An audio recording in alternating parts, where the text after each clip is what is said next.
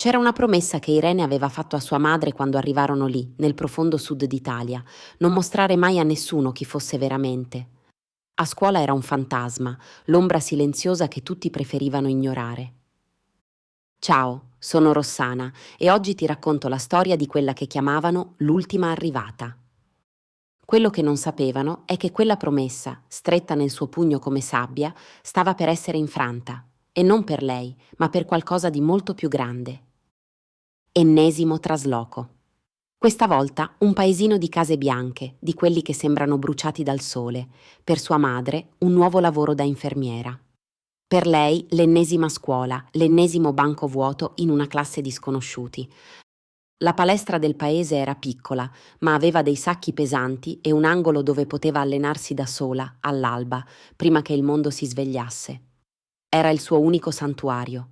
Passava ore a ripetere i kata, a sentire i muscoli bruciare. Era l'unico modo che conosceva per domare il caos che aveva dentro. E il suo titolo di campionessa europea di karate, lì non significava nulla. Solo un segreto pesante, un'identità da seppellire sotto una montagna di normalità. A scuola il suo desiderio di essere invisibile la rese il bersaglio perfetto. Il primo giorno sentì i loro sguardi addosso. Erano in tre. Il capo, Cosimo, aveva l'arroganza di chi non ha mai sentito un no. Si muoveva per i corridoi come se fossero suoi, con due scagnozzi sempre un passo dietro. Il primo contatto? Banale, quasi un cliché. Una spallata accidentale vicino agli armadietti. «Scusa, ultima arrivata», disse Cosimo con un ghigno. «Non ti avevo vista». Lei non rispose. Incassò, pensando alla voce di sua madre. Profilo basso. I giorni diventarono settimane e la loro attenzione si trasformò in una sgradevole costante: commenti a bassa voce, risatine, la penna che spariva dall'astuccio, i libri fatti cadere, piccole punture di spillo piantate con cura per testare la sua reazione. E lei non reagiva. Restava in silenzio, sguardo fisso in avanti, con il cuore che martellava un ritmo di rabbia controllata. Ogni sera sfogava la frustrazione sul sacco, immaginando la sua faccia. Poi si fermava, respirava e seppelliva di nuovo tutto. La promessa era un'armatura, ma iniziava a sentirsi come una gabbia. Le cose iniziarono a cambiare durante una pausa pranzo. Era seduta da sola, come al solito, cercando di finire in fretta un panino. Uno dei ragazzi di Cosimo le passò accanto e finse di inciampare, rovesciandole l'acqua addosso e sul quaderno. Mentre loro ridevano, una mano gentile le porse un fazzoletto. «Lasciali perdere», disse una voce timida. «Sono stupidi, è il loro unico talento». Alzò lo sguardo e vide Giuseppe. Era un ragazzo magro, con occhiali spessi e un sorriso dolce. Zoppicava leggermente, un dettaglio che, ovviamente, non era sfuggito alla crudeltà di Cosimo. Giuseppe amava disegnare. Aveva sempre con sé un blocco dove creava mondi fantastici. Quel giorno la aiutò a pulire e per la prima volta lei non pranzò da sola. Lui le mostrò i suoi disegni e lei gli parlò dei posti dove aveva vissuto, omettendo il perché di tutti quei traslochi. Divennero amici, un legame piccolo, fragile, in un mondo ostile. E lei, senza nemmeno rendersene conto, aveva appena alzato la posta in gioco. La sua amicizia con Giuseppe la rese ancora più visibile. La sua etichetta si era aggiornata, non più solo l'ultima arrivata, ora era l'ultima arrivata amica dello zoppo. L'acidità delle loro parole aumentò. Un giorno, in classe, mentre il prof era girato, Cosimo le fece lo sgambetto con la sedia. Cadde a terra con un tonfo. Tutta la classe scoppiò a ridere. Si rialzò, le guance in fiamme. Umiliazione pura. Non guardò nessuno, raccolse la sedia e si rimise a sedere, le mani che tremavano di rabbia. Sentiva lo sguardo preoccupato di Giuseppe su di sé, ma lo ignorò. Profilo basso, Irene. Quel pomeriggio, tornando a casa, le sbarrarono la strada. «Allora, ultima arrivata, ti è piaciuto il volo?» sogghignò Cosimo. Giuseppe si mise leggermente di fronte a lei. «Lasciala stare, Cosimo, non ti ha fatto niente». Cosimo rise, una risata cattiva. «Oh, guardate, il cavaliere Storpio è venuto a salvarla». Si avvicinò a Giuseppe e gli diede uno spintone, facendolo barcollare. «E tu che fai, eh? Mi disegni un mostro per spaventarmi?» Il corpo di Irene si tese come una corda di violino, ogni fibra di lei urlava di reagire. Vedere la paura negli occhi di Giuseppe, la sua fragilità usata come un'arma contro di lui, accese in lei una furia fredda. Ma la promessa era ancora lì, un muro di ghiaccio. Fece un respiro profondo. Andiamo, Giuseppe, disse, con una calma che non sentiva. Lo prese per un braccio e fece per andarsene. Non ho finito con voi, gridò loro dietro Cosimo, ma per quel giorno li lasciò andare. Camminando in silenzio, Irene sentiva la delusione di Giuseppe e la sua.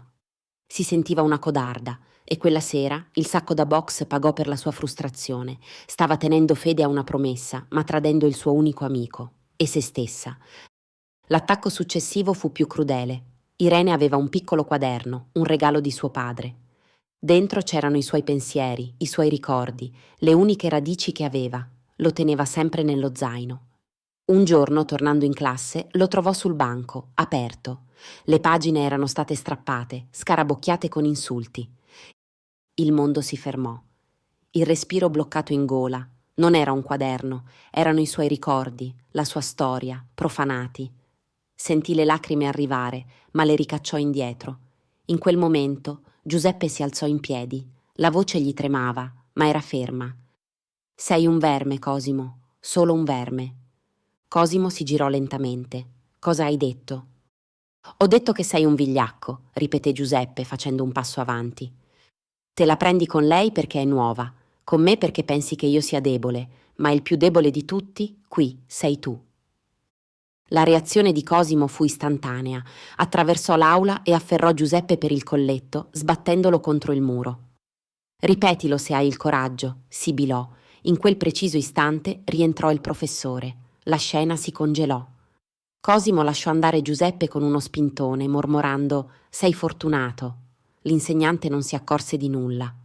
Ma Irene aveva visto la violenza nei suoi occhi e il coraggio in quelli di Giuseppe. Lui, senza conoscere una sola mossa di karate, si era battuto per lei. E lei? Niente.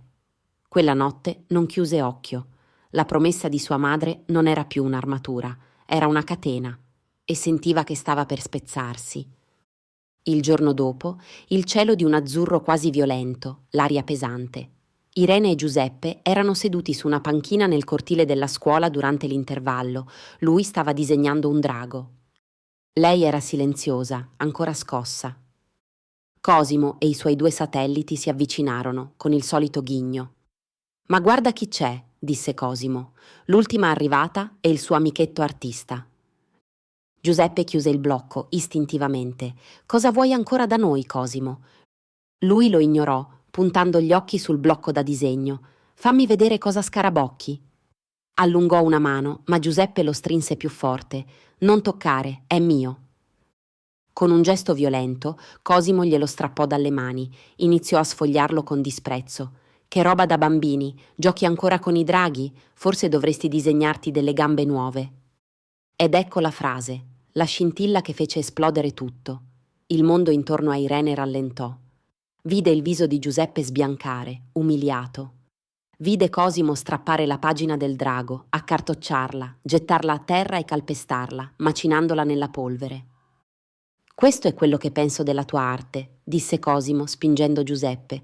Giuseppe cadde all'indietro contro la panchina. Il blocco volò a terra. Cosimo alzò un piede, pronto a distruggere anche quello.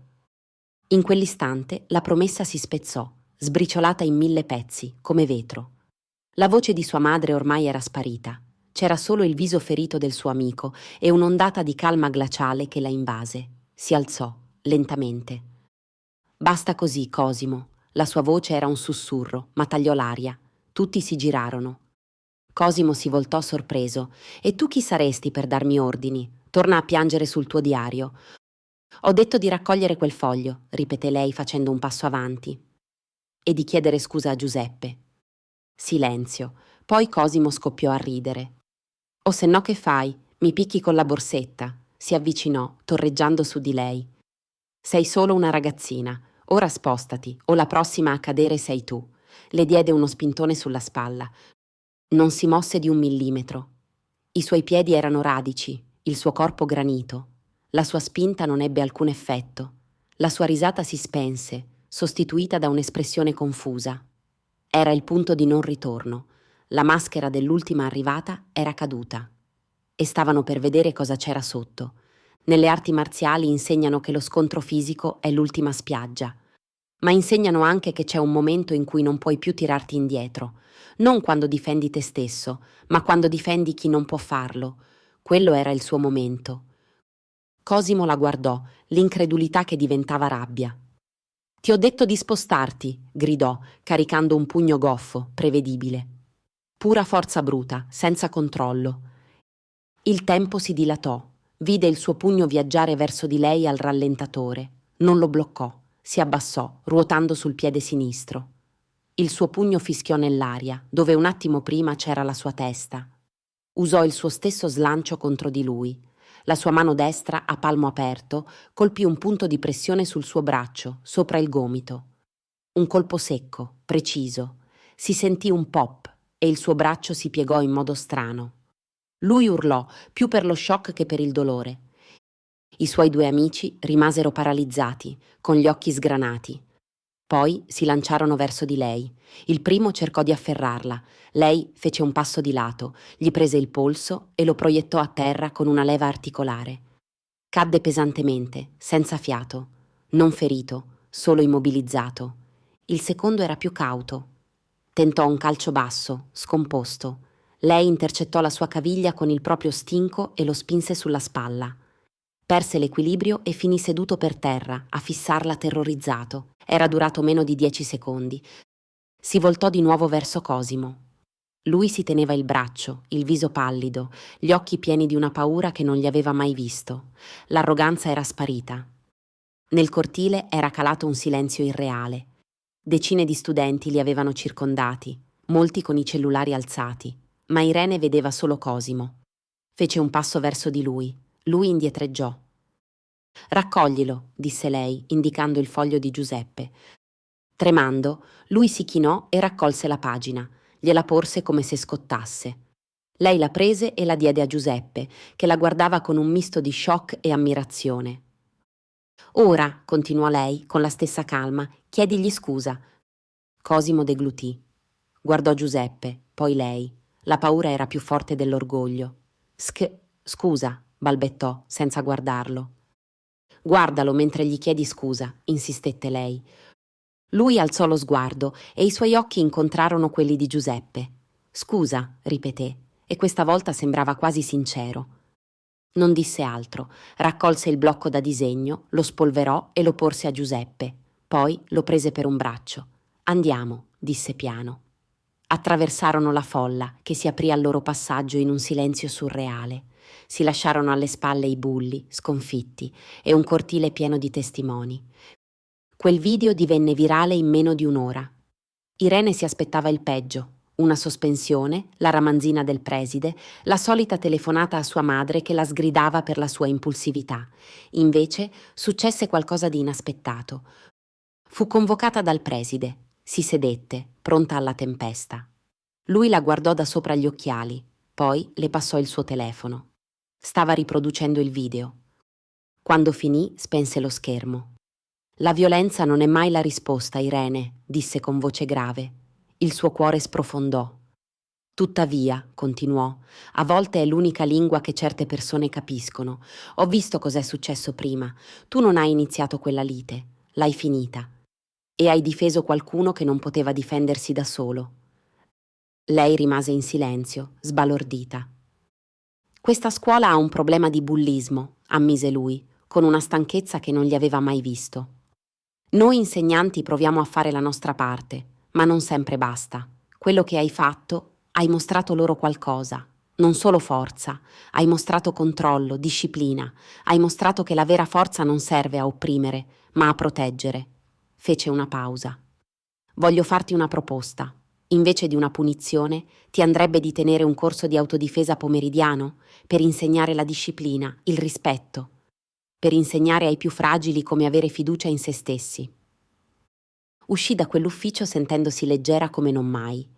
Quella sera mostrò il video a sua madre. Lei guardò in silenzio, impassibile. Quando ebbe finito, la guardò. Irene pensava che l'avrebbe sgridata. Invece la abbracciò. Mi avevi fatto una promessa, sussurrò, ma ci sono promesse più importanti.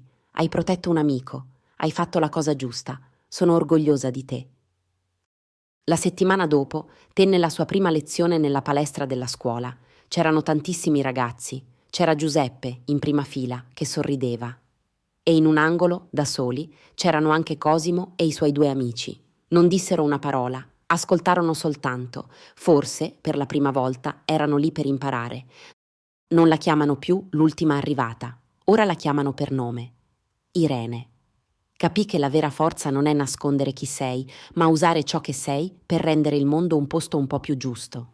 Non per attaccare, ma per proteggere. Non per umiliare, ma per aiutare gli altri ad alzare la testa. E questa è una lezione che nessuna medaglia potrà mai insegnarti. Se anche tu hai una storia simile o se hai lottato per trovare il tuo posto, raccontamela nei commenti. Le tue parole possono essere la forza che serve a qualcun altro. Se questa storia ti ha emozionato, non dimenticare di lasciare un mi piace, iscriverti al canale e attivare la campanella per non perderti altri nuovi video. Sono Rossana e non vedo l'ora di raccontarti la prossima storia.